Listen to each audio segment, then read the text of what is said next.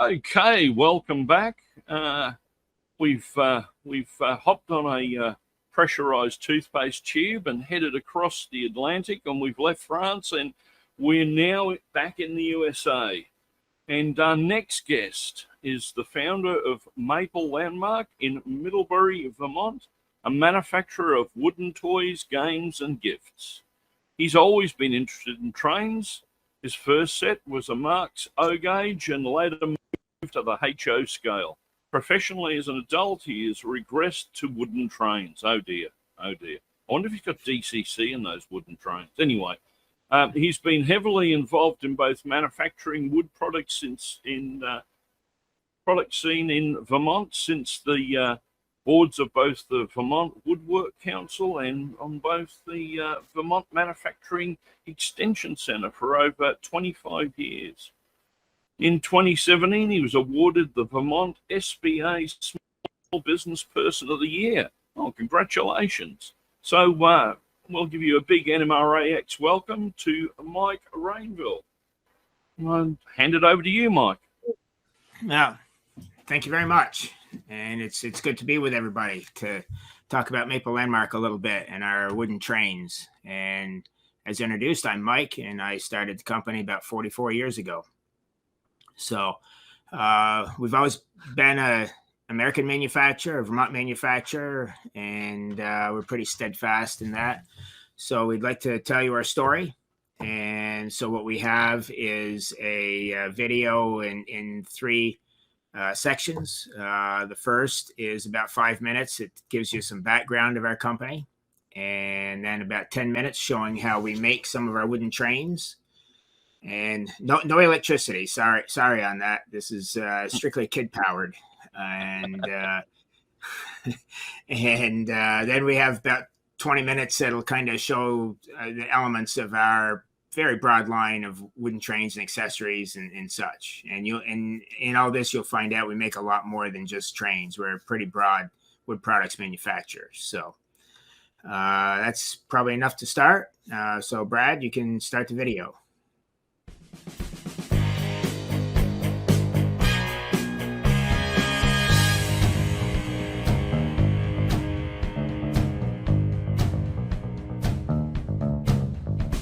Maple Landmark is a wood products manufacturer founded in 1979 and located in Middlebury, Vermont. We are well known for crafting wooden toys and games, especially our name trains, but we do so much more.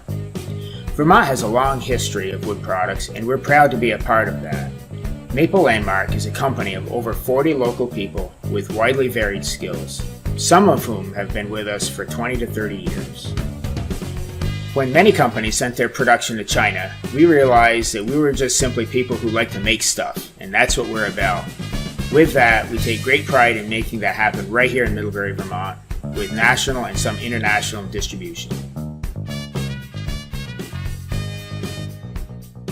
When Michael came home from school and he told me his homework was done and his chores were done, I said, it's time for us to find something for you to do. And so we looked around in the basement of the house and we found a coping saw and a sand block, and he took it from there. Around the age of 10, I started woodworking by copying things around the house, cribbage boards, spool holders, and such. Both of my grandfathers did carpentry, so I grew up around tools and lumber and plenty of encouragement. And then I started making things for others and for sale at my parents' general store. When I was 15, I began selling wholesale to a traveling salesman and then started to gain my own wholesale accounts. I moved out of the basement to an outbuilding, and when I graduated college, my grandfather and I built my first larger wood shop. Somehow, I always had a strong sense of place with regard to what I made and marked it accordingly. My interest, my nature, was always around manufacturing, so I looked for ways I could get to batch production. Along the way, we acquired a few other Vermont wood products companies which expanded our capabilities and our product lines. By 1995, we had outgrown our Lincoln location and built a new wood shop in the industrial park here in Middlebury. Today, 2 expansions later, we have 28,000 square feet of space. We are generally known as a toy company, and we make a lot of them. Teethers and rattles, building blocks, whistles and yo-yos, name trains and games. In so doing, we take product safety very seriously. We ensure the safety of our customers by regularly testing our products to verify that they meet the national safety standards. When you buy a Maple Landmark product, you know that you're getting quality and durability. At Maple Landmark, we're well known for making wooden toys, but of late, a part of the business that's been growing is our ability to do custom work. And chief among that are tap handles, like this one we made for our neighbors at Woodchuck Cider. We are extremely lucky to be located where we are and have ample access to hard maple for our toys and other wood products. We're proud to support Vermont's working landscape and the foresters, loggers, and mills who keep us stocked with lumber. Key to our success is having the equipment that turns that lumber into anything we choose. We often say that we're collectors of capabilities and technologies. We have most of the standard woodworking equipment you'd consider typical, but then we add to that lasers and automated routers and digital printers. No matter the tools, there's no getting around the hands-on work that goes into making a high-quality wood product. Something that I really like about this company is the fact that you can come up with a new idea or product, design it and test it and have it in the consumer's hands in a matter of weeks, as opposed to a big corporation which might take a year or more to develop something. Well, I started about 17 and a half years ago. I started out sanding, then I went to the Time Saver, the wide belt sander, and I've been there ever since. I like working with my hands and like working with the wood. You're working with family and friends. That's how it feels. I mean, everyone's your friend. You know, everybody grew up together here, most of us. And Mike and the rest of the family make you feel like you're part of the family. I've been very fortunate to have had the support of family through the years. We have had 4 generations help here, sometimes all at the same time. Our boys both grew up in the business and have decided to return to work after college, the most recent being Andrew. I wanted to be somewhere that I could really apply my skills and make a difference, which is exactly what I found here. It's exciting to be a part of a company with the American spirit of entrepreneurship and innovation.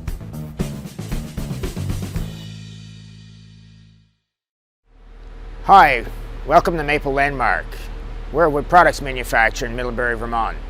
We make a wide variety of small wood products, toys, gifts, and games, anything from baby rattles to tap handles for breweries, and all sorts of things in between.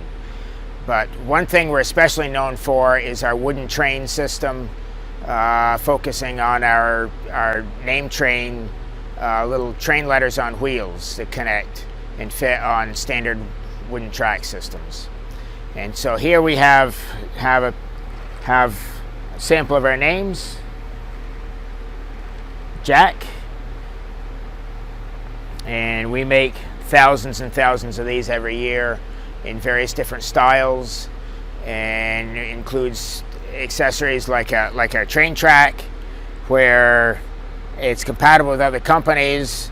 This unfinished version is very familiar to people, but what we're doing is printed to look more like a real train rail bed. And we have sets and buildings and bridges and a whole lot of accessories to go with it.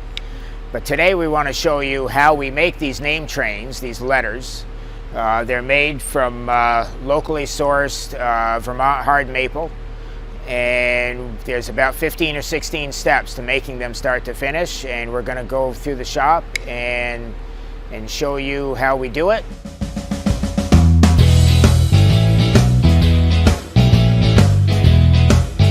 Okay, so this is our lumber supply. This is our storage lumber warehouse where we bring in our local maple from mills, all kiln dried in the rough and ready for us to process to make name trains and all the other products that we make on a daily basis. So we bring our lumber up from storage up into the shop where we get it planed to thickness and start to break it down and cut it to size, to length, get it ready for the machines that are going to cut out the letters.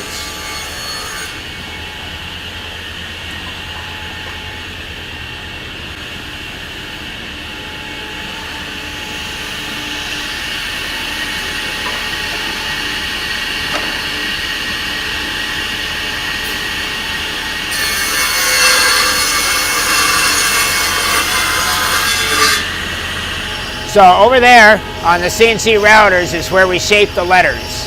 So out of lumber prep, we have our maple pieces all cut to size, and then the CNC cuts out the letters. Like this is letter A. We have a whole board cut out all by our computer programs, so every one of them is consistent in size and shape. And this is how we have them cut out. And from here, they're ready to go to sanding.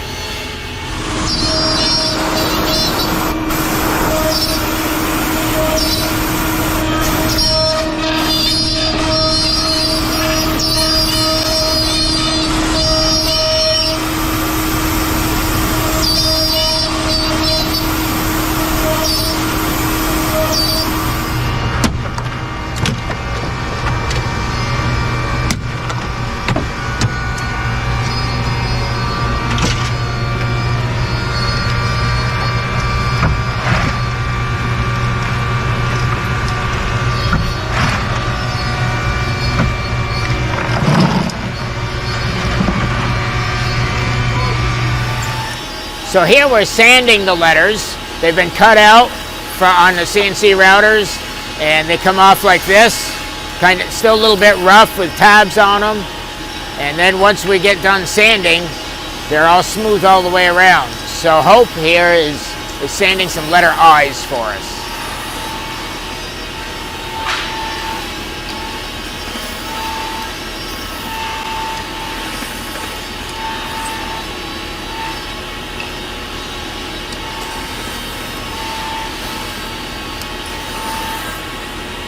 So after the letters have been sanded out in the shop, they come in here to the finish room to get their color. We use a variety of different color styles, types, and today we're dip staining our bright color orange on some A's, and she'll go through and do other colors after the orange.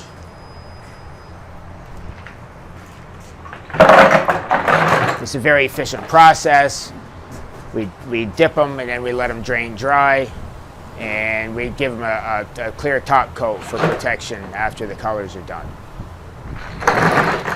So when it comes to making kids' toys, the chemicals and finishes that we use are rather critical, because we want to be sure that they're safe for kids, and there's federal regulations that need to be followed to assure their safety. There's no lead in the paint and things like that. So we have to be very careful about what we buy, and we have to have it tested to be sure that indeed our manufacturers are supplying us safe finish, no lead, no heavy metals, no phthalates, things like that, just to be clear, because we want to have things safe for kids.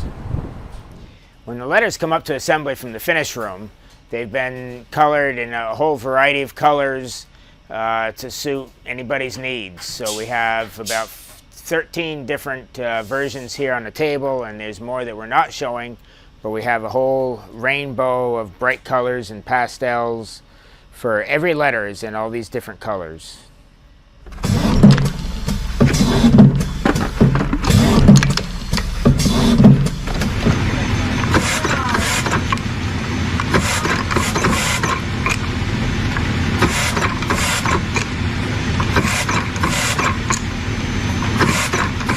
So the individual letters have come up here to the assembly line upstairs, where we get all the wheels and magnets and everything put to the train car so they can actually roll on the track.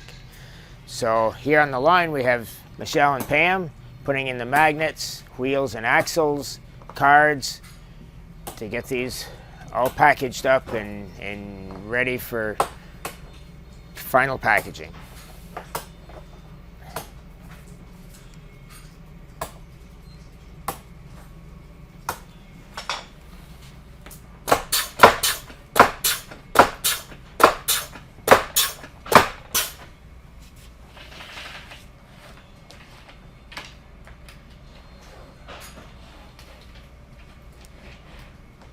And here we are in shipping, where the letters have come down from assembly, and they're on the shelves ready to be picked so that we can make up the names to ship out for gifts for the holidays.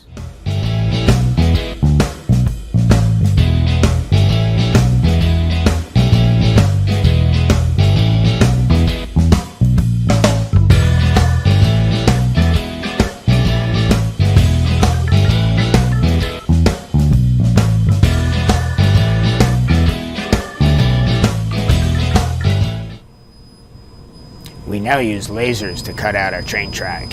It's very efficient for materials and makes a very attractive edge to the track, and is super precise as well. So we can cut out all of our shapes with the lasers and move them on to the next stage.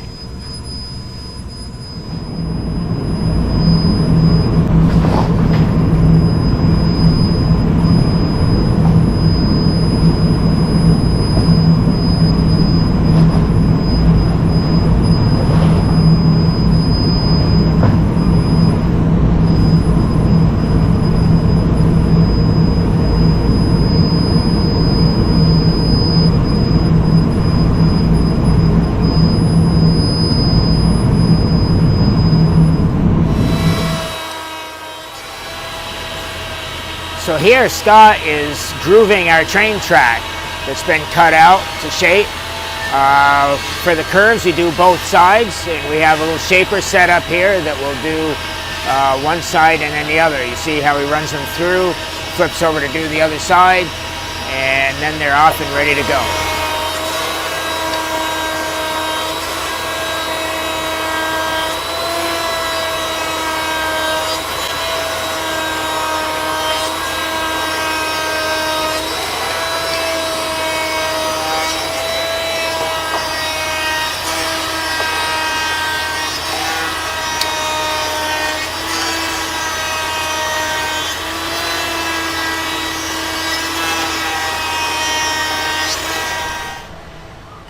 The final step for track is to print the roadbed on them.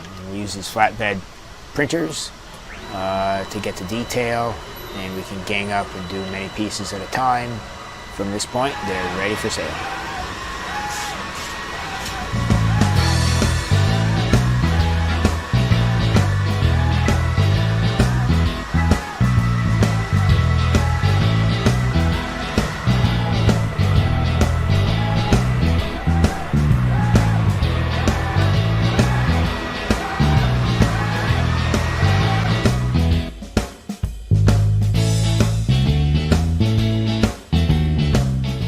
Now we thought we would show you some of our actual product, name trains. You've seen how we make things, and now we have a lot more components and accessories to show you. And we'll start right now with our large tabletop train set. We call this our town set. It's about 24 inches by 38, and we have a full assortment of track and cars, street signs, engine house, trees, all made the way we make our track and our trains. We have smaller sets as well. We start with a circle and we work our way up to this one, but with extra track you can build it as big as your living room. And usually when you give kids some track to play with, they just take it off and they want to go and don't worry about what it makes for a set. But if you've got a play table, this kind of fits on the play table. Now we go down further and we get to see some of our accessories. And of course you have seen you've seen the name train. We have Jack here, probably different colors than you saw before, but this is kind of our trademark. Is people know us for the name trains. You can get the letters in all colors, and you can make a train as long as you want. The magnets are really strong, so it works really well. You can get our accessories like we have on the town set in car sets, just wrapped to a piece of track. And here in the front we have our Old West set. It's a 5-car set. We also sell it in a 3-car set, and it just is more of a rustic, old-fashioned style to the structure of the trains. We get into accessories, and we have a wide variety of things. We have a turntable to enhance the layout, so you can come in from 8 12 different directions. This is big. That's a lot of construction there. We have a train station. This is modeled after the Union Station in Denver. And we have a double track in the front. And this is printed on the back. Just assembles really simply. We have a lot of different themes with our trains. We have some Christmas sets, and obviously with track and a Christmas train. But here's some of our Santa North Pole and Santa buildings, and a couple of trees with Christmas snow on them. Here is a tunnel that fits right on the track, and it'll even go right over a curve. Kids like to be able to have things that go in and out, and that's what this does. It's really rugged, very, very heavily made, so it withstands being tripped over and whatever happens in your living room. For many, many years, we've been running an annual engine. So right now we have available 2023 and 2024, and these are modeled after specific trains. This is a color scheme of many different rail lines that have been in the U.S.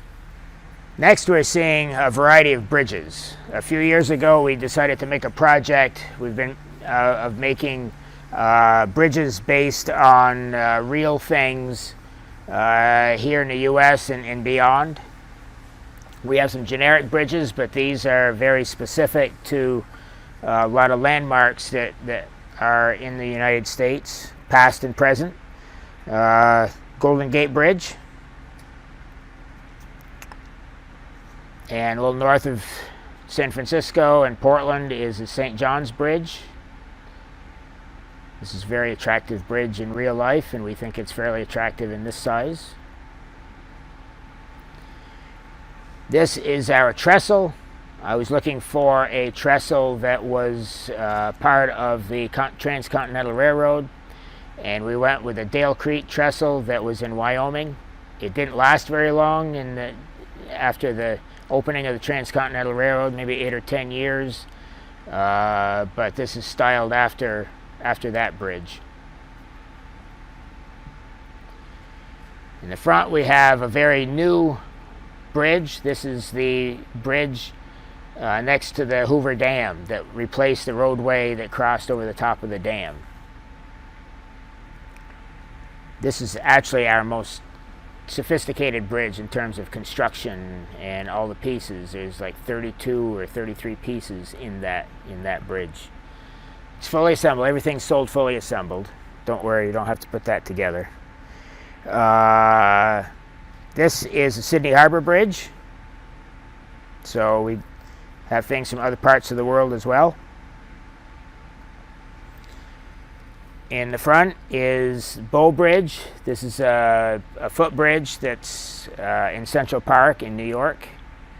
Very famous bridge, probably the most well-known one in Central Park.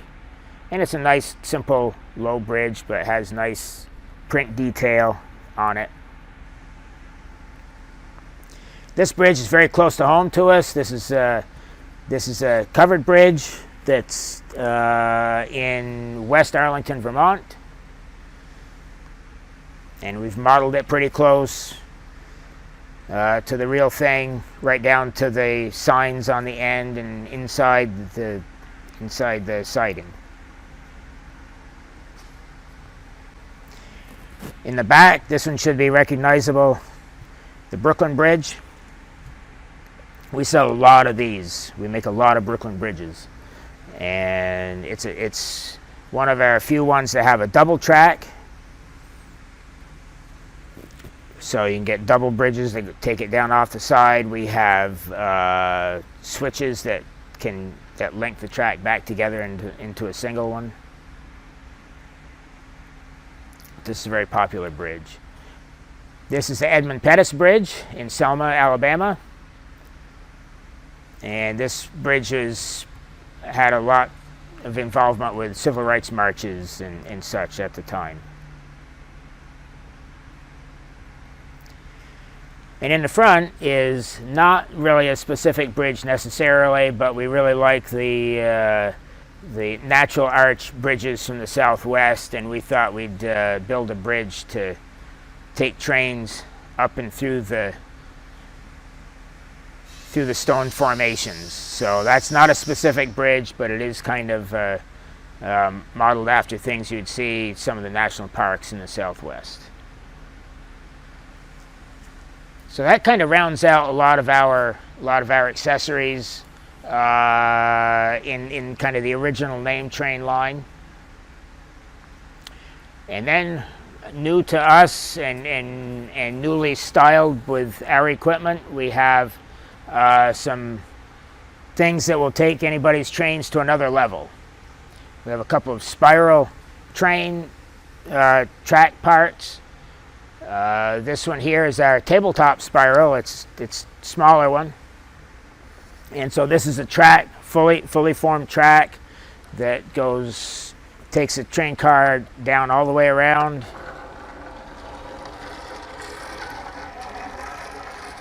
And there it goes, just like that. We have track on top that basically makes parking spots. And we have a helicopter for the helipad. Didn't bring that out here, but we have a helicopter for the helipad, picnic area, and places for trains to park while people are sitting up in the clouds above the urban setting that's below it.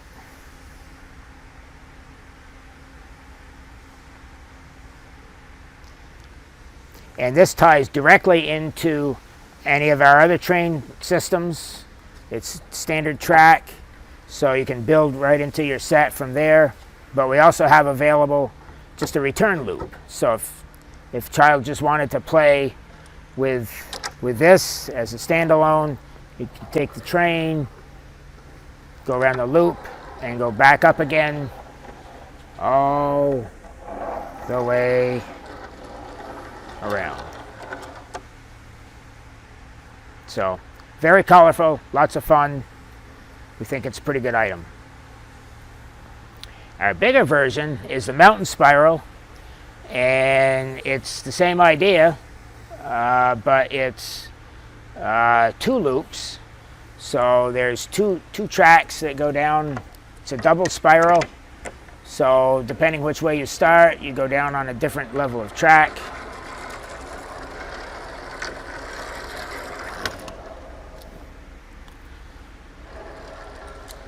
Just like that. And we have the loop spiral here, or loop return here, so you can take your train and go back up the other track on the other side. We have a nice little mountain add-on here to kind of finish out the form of the design.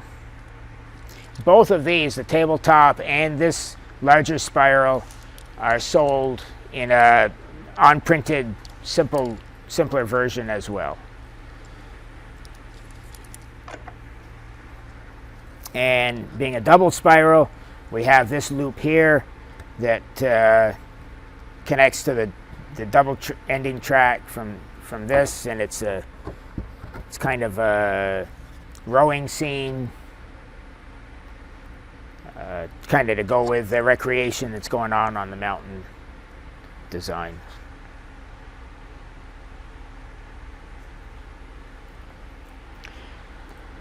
Beyond our actual train track, train cars and things, we have a lot of accessories. We have a very broad line of product, over 1,500 different items of all sorts. We get into bird-themed products, all kinds of toys and games, baby toys, housewares and whatnot.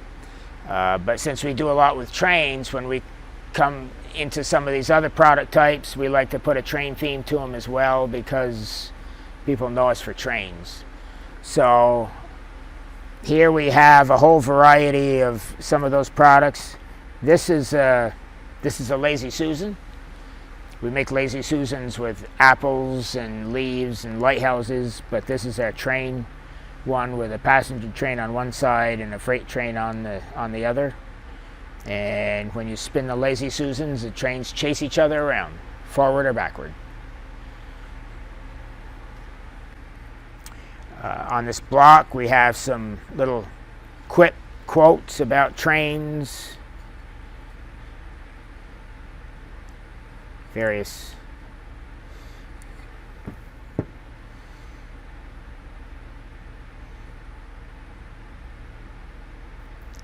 there's a Will Rogers quote there about trains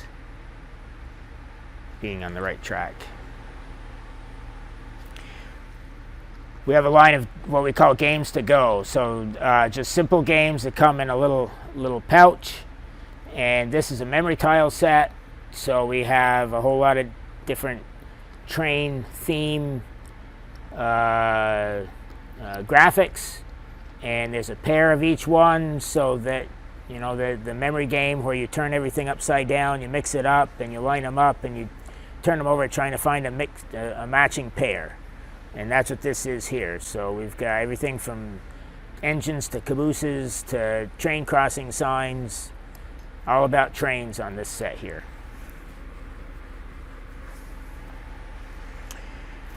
Across the back we have puzzles. We do a lot with children's puzzles. This one is a simple shape puzzle, and it's just the pieces. It's about a 12-piece puzzle, something like that. And it comes with a pouch to keep the parts in once it's opened. We have a lot of different designs, different cars and vehicles, but this is our train engine puzzle. This is a tray puzzle. So these parts here come out of the tray, and so there's the frame.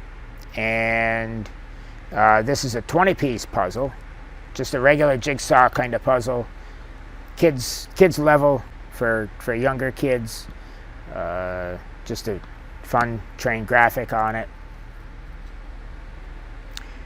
And this is what we call our Lift and Learn series. So on these this has nine different train cars, all labeled so kids can learn what the train cars are. And when you take out the piece, because each one comes out separately and they're all a different shape, so you can't put the wrong car into the wrong hole. But you take these out, and underneath there's a little explanation about what an engine is, and a hopper car, and a caboose, and all of those. Just little fun facts. So it's colorful. It teaches kids about shapes and getting things to fit in the right place, and they learn a little bit about trains all at the same time. In the middle we have a toy train again, but this is much larger. This is kind of designed for a toddler. Larger, chunkier, something they can pull around on the floor. And they connect with a very simple ball and knuckle connection, and they'll curve around as kids are going through the living room and around to the dining room and wherever they're going. We have a stick underneath here that kind of holds it together in the packaging, but it has a connection that will actually fit over this, so you could pull it around with that stick. Or there's a hole where anybody could put a shoestring through and pull it that way. That's probably what most people will do with it.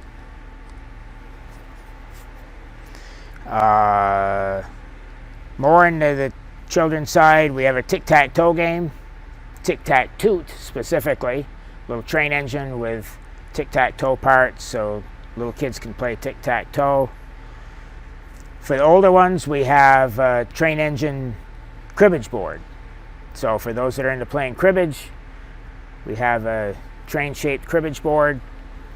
They come with the pegs that are in a pocket in the end, and All you need is a deck of cards, and you're off and running. Again, for the little toddlers, we have our scoot cars. We have a lot of shapes in these, but this is our train engine. Probably looks a little familiar. It's similar art with a giraffe as our puzzle over here. And it's just a good little car that can be in somebody's pocket to keep a kid busy when you're on a trip or something like that. Similar shape, but not assembled, is what we call our Made by Me. And this is a kit. So we have the train body and the wheels and axles and smokestack. And all you need is a little bit of glue and a hammer, and you can help the kids make a train. But they can decorate it up, take markers and anything and make it their train, and then put it together. Finally, in the middle here, we've got our trivet. We have a line of trivets, hot pads you might have on your table. Lots of different themes. This is our train-themed one, kind of using the idea of a train wheel and then track and then trains going around the outside. Next to it, we have a same design, but in an ornament. So this could be a tree ornament or a window ornament or whatever you want it to be.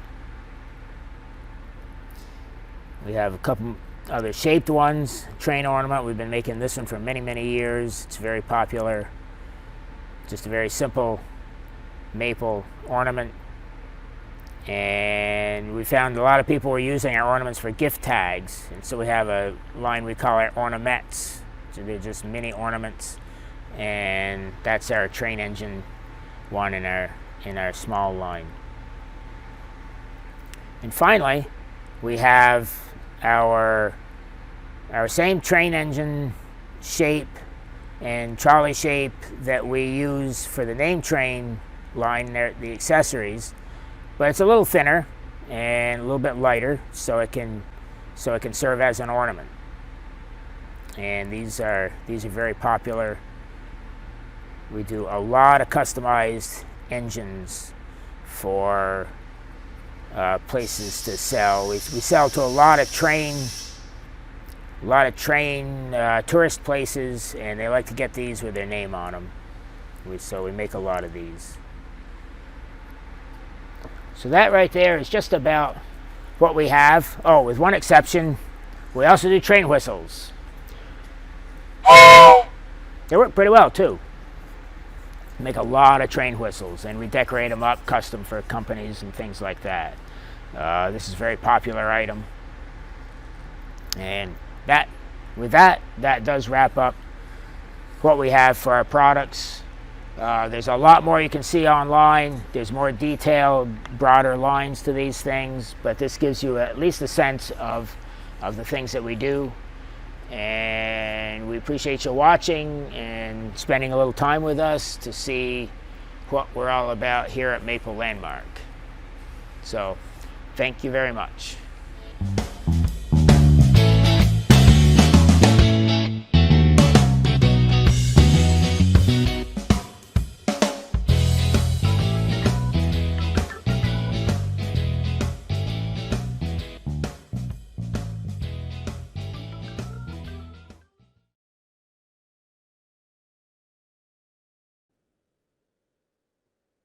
Okay, Mike. Well, that was an intriguing video. I mean, I think you've covered all the aspects of making little wooden trains. I might let's have a look over here and see what questions we've got that have come through. So apparently, you had an O-scale layout. So do you still have that O-scale layout? I have it. It's put away. I haven't had it out in a while, but it's there. With all that room in that factory, I reckon there should be some plans to set it up again and get it up and running. It's a We should beautiful give it a try. facility you've got there. Yep. Maybe we'll do that sometime. Yep, there must be a room there, I reckon, that you could set it up. Anyway, another question that come in on YouTube was, do you only use maple wood?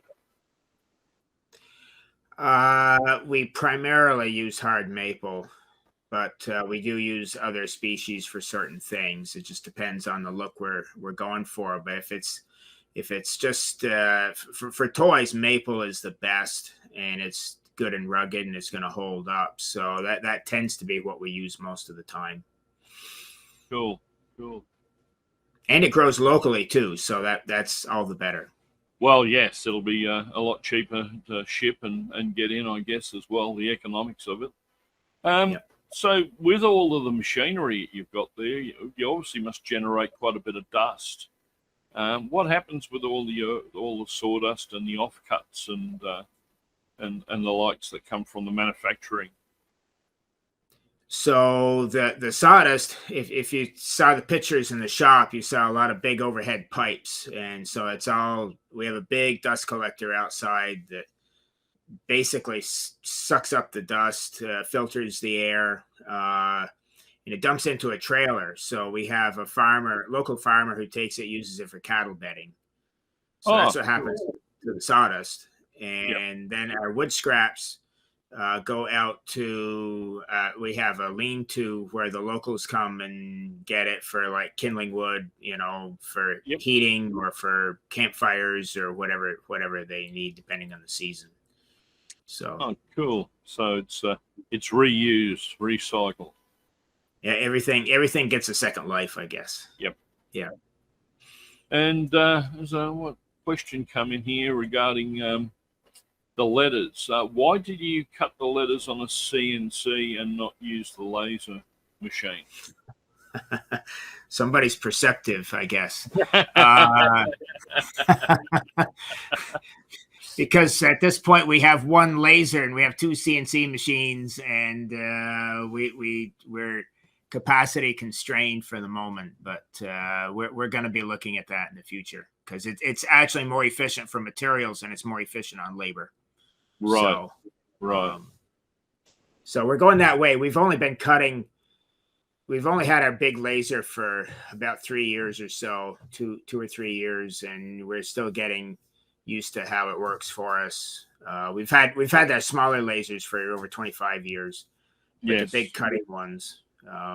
So we're working into it. I was going to make the comment actually that when watching that video and I saw the laser cutter, I thought I've seen some laser cutters that friends have got for their hobby, but this looks like a laser cutter on steroids. It looks like you could cut through about 10 foot of timber with that one. Can you give us some info on the laser cutter that you had there?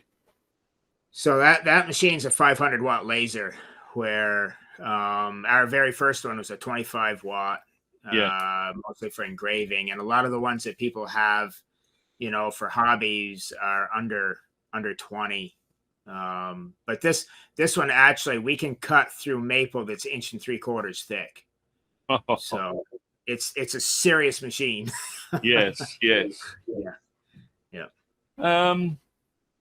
And another question had there: do you continue to invent new products? Pretty constantly. A lot of the things you saw on the table there that I was showing off have been are new in the last few years. The series of bridges we started in 2020, 2021. Those spirals are new in the last year. We actually picked that idea up from a guy who started making them, but was looking for somebody to commercialize it better. And so we're notorious for designing product and adding to our line and then not subtracting. And we make over 1,500 different products now, which is practically insane, but it's what we do. So, and we love our technology. Whatever we can do with our printers and lasers and whatever, we're all over it. Well, I guess that might lead into the next question that was put here was, do you make custom parts on request? we do a lot of custom work, generally for other manufacturers and things like that.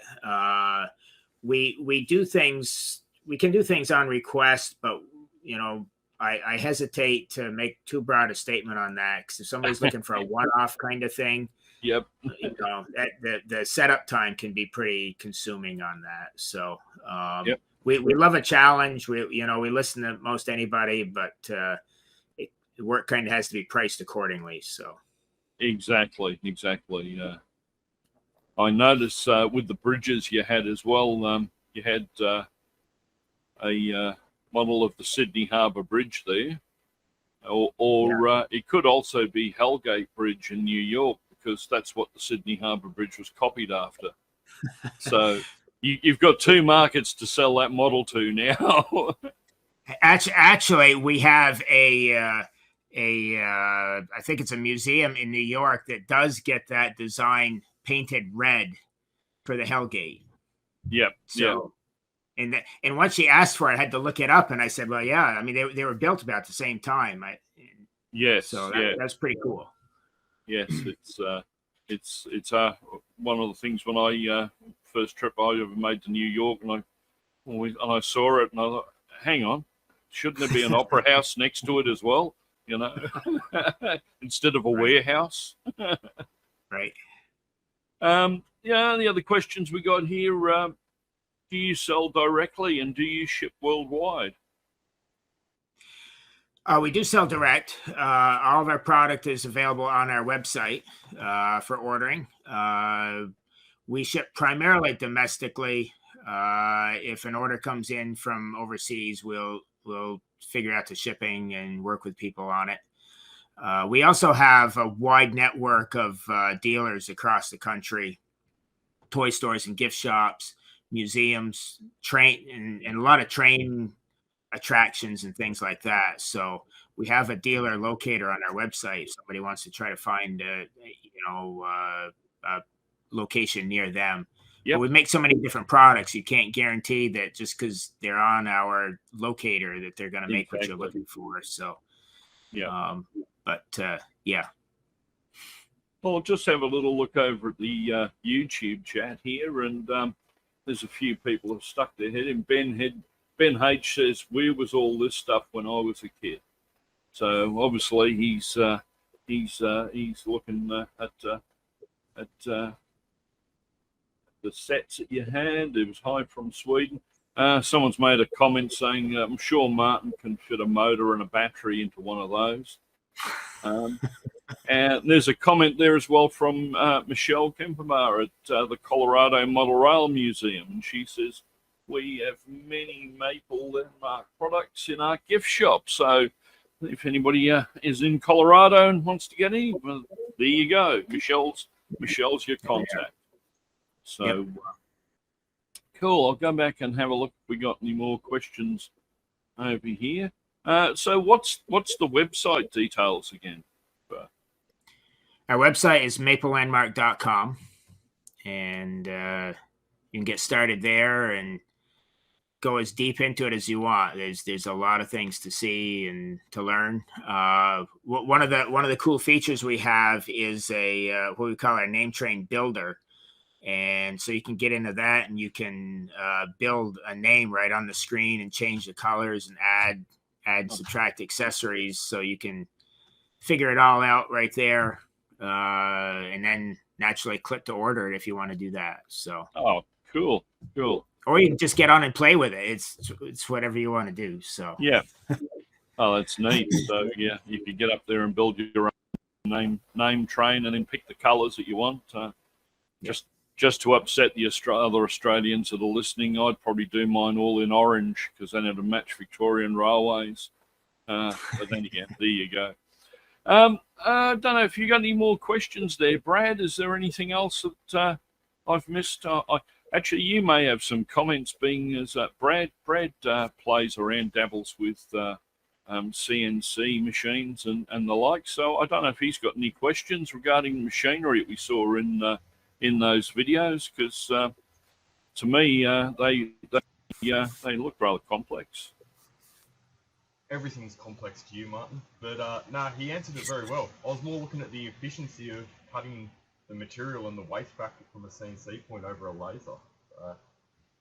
It's something that I'd be definitely looking into in the short-term future. Yeah, I didn't quite catch the question. The question was all about the efficiencies around the CNC and laser. Why were you cutting the letters out on a CNC when you've got one of those great lasers there for efficiencies of material and reduced waste? Yeah.